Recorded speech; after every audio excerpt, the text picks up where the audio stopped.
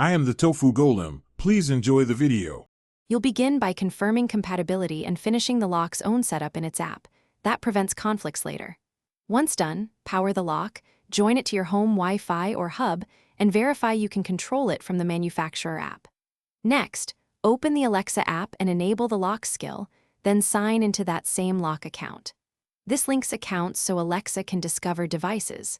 Make sure your phone is on the same network as the hub for discovery. Now you'll put the lock or hub into pairing mode. Follow the manufacturer's specific button sequence so Alexa can find it. In the Alexa app, tap Devices, choose Add Device, pick lock or the hub brand, and let Alexa search. Once discovered, assign the lock to a room or an Echo device so voice commands map correctly. If your lock uses a hub, confirm the hub shows both the lock and Alexa is linked. Finally, test a simple command like Alexa, lock front door. Finish by testing both voice and app control to ensure status reporting is accurate.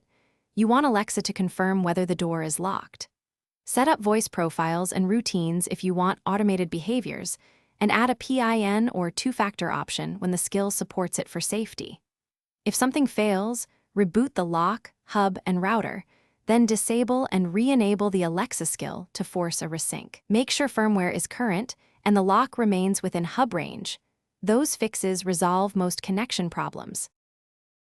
Thanks for watching. Consider subscribing if we helped you today.